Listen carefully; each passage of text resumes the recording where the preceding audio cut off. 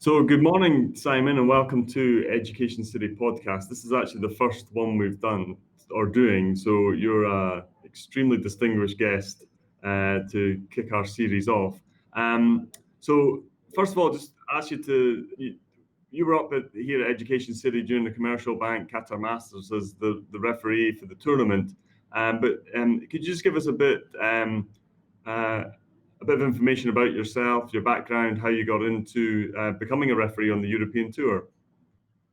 Yeah, sure. My career basically is 20 years now working in the golf industry. I probably, like most people, initially I saw myself as a player, as a pro golfer. That became pretty obvious that wasn't going to happen. So I'm a career administrator, worked for the PGA for 15 years back in the UK.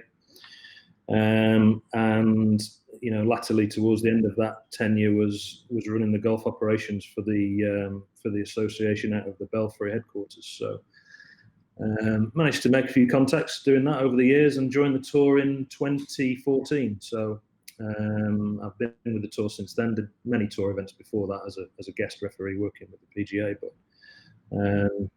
in terms of becoming a referee, I mean, it's like everything. You start off at the bottom of the ladder. So my first job with the PGA back in 2000 was driving the van around the North region, doing all the scoring and the admin and scoreboards and recording scores and things like that. And I learned the rules whilst I was doing that, basically with the guys that I was working with. Jim Croxton, who now runs who runs Bigger back in the UK, and a few other guys. Gradually waited for my chance to come around, which it did. I've been fortunate to be in the right place at the right time quite often in my career. So I count myself very lucky to be where I am now. Very good. And so the European Tour is a year-round schedule. So I take it you don't referee every event. So how does it actually work? Which tournaments do you go to, and how do you go about your business week in, week out? Yeah, I mean, like you say, it's round the year. I mean, obviously 2020 with the situation as it is slightly different, but we basically work, apart from Christmas, New Year, we're on 48 tournaments on main tour, plus Challenge Tour, plus the Stay Shore Tour as well. So we work across all three of those. As individuals, we probably do something between sort of 20, 23 weeks a year. And it's great. I mean, the role's very diverse. I probably spend 65% of my time on main tour. But then, we'll also be in charge of select Challenge Tour events, Senior Tour events. So I run the season-ending sort of tour championship, if you like, in Seychelles for the Senior Tour. So I'll go over there 2 or 3 times a year for planning meetings, having a look at the golf course and so on. Plus Challenge Tour, we do the same sort of thing on Challenge Tour. I'll have the odd Challenge Tour event. China, I do the Foshan Open and the Hainan Open over there in China every year. So we travel around a bit, but in those in between weeks, we're at home, we're doing admin, so on and so forth. So it's a nice diverse role, even when we're if we're just refereeing on main tour, the diversity in that role is quite stark, really. I mean, we can have weeks like I had up at Education City, just really sat on the buggy refereeing. Otherwise, we'll be possibly in charge of course setup on front nine or back nine on a 2T start venue. 2 of us will do that. So you're obviously out on the golf course first thing in the morning with the green staff, selecting pin positions and so on and so forth. So that's during the tournament, and prior to the tournament, one of our more important roles, if you like, is prepping the course from a rules point of view, ready for the tournament, which is one of the most challenging parts of the job. But it's good, we have all sorts of diversity. It's really nice role to be in. And just on that setup, I think one of your colleagues came in a few days earlier to Education City to set up for the Qatar Masters. And what are you looking for, and what are you trying to achieve? Because ours is quite a complex course with a lot of water, a lot of dry waddies and desert areas and such like. So what's your main goal as a referee when you're trying to set a golf course up for a tournament from a rules perspective? Well, clarity is one thing. We want it to be, absolutely obvious what part of the golf course you're on. I mean, I have to say Education City was one of the most difficult courses to achieve that on that I've been to. Like you say, we've got all sorts of dry waddies there. We've got some water. We've got a lot of ground between the water's edge, let's say, and the first cut of grass, which may contain, deep bushes, or it might just be open sand. The sand might be really, really soft. It might be really hard and playable. So all of these things go into our mind when we're trying to decide where to paint a red line, for example. So consistency, fairness. I mean, whatever fairness means, really it means consistency. We want every shot that a player hits, if it's a bad shot, we want it to be punished. If it's not such a bad shot, maybe we do still want it to be punished, but in a sort of consistent way, if you like. So where we put red lines and things like that is really important. What status things are, hole 6, for example, up at Education City was a classic with your big, I think it's the greenkeeper sheds down the right hand side there. The pump stations. Right. So that's an immovable obstruction. But depending on what we do with the red line, maybe it's in the penalty area, maybe it's not in the penalty area. So things like that. We had long debates about what to do with that. Knowing full well that the guys are going to be driving it that far. So for us, that was far more of an issue than the well, if you like, in that fairway. That was a fairly simple thing to just draw a red line around, not put it tight to the wall, but include all of that desert. The rules changes in 2019 allow players to now ground the club in that sort of waste area, even if it's in the penalty area, and move loose impediments and things like that. So those areas are far friendlier now under the rules than they used to be. So that one was easy, but that pump house up the right hand side is just one example of something that's quite difficult and requires a lot of thought. And we're almost in the realms of there isn't really a wrong answer. Wherever you paint the red line, that's where the boundary is. But we want it to play as well as possible. We don't want to have a guy hit it in there, for example, and then be dropping in really, really deep sand, where you're getting the penalty for coming out of the penalty area, and you're dropping in more deep sand, so you can't play another shot. So it's like a double penalty. Kills the pace of play on a hole where we know it's going to be reachable anyway and fairly slow. So all sorts of things like that. Can you find the ball, for example? There's a lot of bushes around there. If you can't find the ball, well, where is it? We need to be 95% certain of its location in order to proceed on the penalty area ruling, basically. So, all these sort of things cross our mind, and quite frankly, that takes a good few days. So I know Andrew Snoddy was your advance official for the Qatar Masters this year, and he will have arrived on site maybe Wednesday night, Thursday of the week prior, and he was a busy boy. There's all sorts of things going on, and every hole has got multiple of these things to consider. So it's no mean feat to get it right. And of course, a brand new venue as well. And when you go back to a place, you're more familiar with it. You know what's happened the previous years, and you can be more prepared for it. So that's an interesting point. That when you're getting to a venue for the very first time, it takes a lot of setup. But you mentioned there the new rules that came in at the beginning of 2019, and these were intended to I think to help amateur golfers understand them a little bit better, and B, there was some key changes to try and increase speed of play as well. So we feel, as golf club administrators ourselves, that it's been successful. How about from your standpoint of view? Yeah, very good. In the early days, there was a little bit of conjecture about certain things, and there were a few things in the book that weren't right. But we feel, generally speaking, that the rules changes have been very positive. Certainly positive from a recreational golfer's point of view. There are so many things that were done, back in the day that would have caused a penalty that are now not a penalty. So moving leaves in a bunker, for example, that type of thing. These are all good. Cutting the ball search down to 3 minutes is it doesn't sound like a big change, but 3 minutes does go a lot quicker than 5 minutes, and it keeps the game moving a little bit more. Things like the drop height. There was all sorts of negativity about that, but our experience is that more often than not the ball stays within the relief area, and we're proceeding pretty quickly. There's less volatility, less speed on the ball when it lands, so that's a good thing. So all of really all the changes that came in our view have been pretty positive. There is still a bit of work to be done, mind you, but we're pretty positive about everything, and the players have gone on with it nicely. We did quite a lot of education work at the time with them, and things are good. So the rules seem to be working pretty well.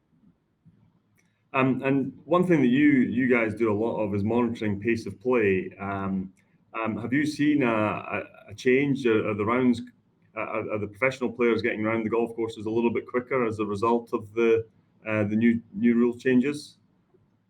I would say we didn't really see a huge difference last year. We saw a little bit, but we're constantly working on pace of play. So to say whether that was to do with the rules or not, I'm not. I can't really say that.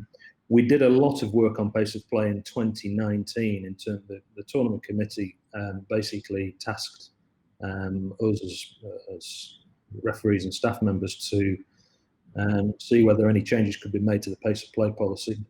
So for 2020, we made quite a few changes to the pace of play policy, just in the detail really, about how we time and monitor guys, and the fine structure, and when the fines and the shot penalties kick in and things like that. And we did a lot of education work on that in the Middle East swing in 2020, prior to all the lockdown situation that we're currently in. But we did see a definite improvement in pace of play after that, which has been great. The players have taken it on, and they've really embraced it. We're never going to be in a situation where we don't have slow players. Life is just full of people that do certain things slowly, eat slowly, drive cars slowly, whatever. And some people play golf slowly because of, we're all human after all. Some players are very analytical, some players are not at all analytical. So we need to embrace all of those sorts of characters out on tour, but at the same time we need to get guys around. We need to hit TV times, and we want the guys to play at a speed which is reasonable for all, bearing in mind we're playing for millions of dollars every week. So we think we're doing a pretty good job of that. It is a very time-consuming thing. I would say the vast majority of my time on the golf course during the tournament is taken up with pace of play. It's all day long we're just literally sat there taking numbers of and times of guys that when they finish holes and so on and so forth, timing how long there may be a wait on a par 5 tee, timing how long that takes, and so the whole day revolves around time when we're out there on the golf course. Not least because the sun goes down, so we tend to play until that sun goes down. So if we're slow, we don't finish. So we need to get around. Big impact. And on that, you're talking about educating the professionals to play quicker, and they certainly have a lot more control over the golf ball, and so they can make these changes. But what advice would you give to club operators on educating their members or their regular players on pace of play, and what sort of things do you maybe see in the Pro-Am tournaments where the recreational golfer could pick up a few minutes here and there to make the rounds go a little bit quicker? Well, in the Middle East, as you well know, the vast majority of the time we're playing in buggies, and we're sharing buggies and things like that. So that causes things to be a little bit difficult. You may have rules in place where you've got a 90-degree rule, you're not allowed the buggy off the cart path and so on. But if you are allowed the buggy off the cart path, it's just a question of putting it in the right place. And when one guy can do a bit of walk, we don't now need to sort of the new rules embraced ready golf, basically. So if you're ready to play and it's safe to play, go ahead and play. You don't need to wait for the guy that's furthest away from the hole to play. We don't necessarily need to remove the flagstick, which obviously is a key thing at the moment. I have to say I've actually played golf a few times recently, and leaving the flagstick in has been absolutely fine. It's been no problem whatsoever. And I was always a guy obviously that played with the flag out, but I've noticed absolutely no problem with the flag in and on the raised cups and things like that. So playing when you're ready, just being aware of what's going on around you, is absolutely key. And the more awareness people have got about what's happening and what is going to happen next and where to place themselves and their equipment and so on and so forth, the quicker everybody gets around. And you mentioned earlier about all the tournaments you cover, and you cover Challenge Tour and Senior Tour as well. Do you get involved with the majors or the Ryder Cup? Do you get opportunities to referee in those types of events? Yeah, we will tend to, en masse we do the Ryder Cup, when it's a home match. So Paris, there were probably 10 or 12 of us did the Paris Ryder Cup, and that's the case whenever the Ryder Cup's at home, if you like. Back in my PGA days, I did quite a lot of majors. I've probably done, including Ryder Cups and Solheim Cups, I've probably done about 30 majors, something like that. But the vast majority of those were when I was at the PGA, funnily enough. So yeah, we get to work at the highest level. I mean, the pressure is high during the Ryder Cup. I can assure you. I've been involved in a few incredibly tense situations, and you just kind of got to get your head down and try and remember how to put one foot in front of the other and remember your name and things like that. And once you've got a few holes under your belt, you can get on with it. But yeah, serious pressure. And are you allowed to tell of any incidences or any stories that crop up that have come across in your career that have either caused you concern, funny incidences, or where players have been trying to try it on a little bit with a referee, maybe when you're younger, more experienced players, maybe trying to intimidate a referee into getting a favourable decision, anything like that you can share with us? Well, I mean, I had a few beauties when I was at the PGA, but I mean, it wouldn't really be with anyone that you sort of viewers are familiar with. But I had a good ruling, I must say, with Matt Fitzpatrick last year in Sweden, which was televised, and it basically just involved him sort of hitting it left of a par 5 green, and there was, his ball was on the edge of a bush, and right behind the ball was a hole which looked like it had been made by an animal. So one of our guest referees attended the ruling at first, and Matt was obviously trying to get some relief from this thing, and he called me in for my opinion on the situation. His opinion was basically no relief because of the bush, or not a reasonable shot. But as is very often the case, and I've sort of lived through this myself as a guest referee when I was working with the PGA. Sometimes the guys just need to hear it from a familiar face. So I turned up, and Billy Foster's on Matt's bag, and there was quite a bit of banter going back and forth about whether relief was available and what lives in this hole and is it still in there, and should I stick my arm in there to see if it's still there to prove it's an animal hole, and all this sort of stuff. So we went back and forth with that. But I mean, the guest referee was absolutely right. Under the rules, there was no relief because even though the hole was incredibly close to the ball, we're talking, sort of 6 inches, something like that, 6 or 8 inches away. Because of the circumstances and because of the bush and the fact that there was a huge rock behind the ball and things like that, even though the hole was so close to the ball, it wasn't interfering. So there was no way, Matt could play a shot which would involve the sort of club, if you like, going into this hole. So it was a no. Essentially, it's a judgment call. If the player can convince you that this thing is going to come into play, you can grant the guy relief. But in this situation, he had to try pretty hard, and he didn't quite make it, unfortunately. So he had to play it. And the proof of the pudding is in the eating, as they say. So when you deny relief from something like that, and the player is arguing for relief, it's always interesting to see what they do. If they stand there and hit the shot that they were telling you that they would hit, then ultimately we've got the decision wrong. But if they sort of scratch their head and think, oh, right, okay, well, I'm not getting relief after all, what should I do? Declare it unplayable or chip out sideways? That vindicates the decision. Yeah. Very good. No, thank you very much for your insights there. A really interesting career, interesting job. I'm sure many more stories will come about in future tournaments, and all going well. We're looking forward to seeing you back here in Qatar next year if we can get the Commercial Bank Qatar Masters up and running after COVID-19. Fingers crossed things are moving in the right direction. So really appreciate your time this morning, Simon, and to talk to us about your experiences. Yeah, no problem. It's been a pleasure. I hope you guys are doing well over there. I hope you're getting some golf in. It was great, actually, I must say. It was nice to visit you guys earlier this year. The players really enjoyed it, I think. The course played really, really well. So I certainly hope we get the chance to come back. And if we do, I'll be there for sure.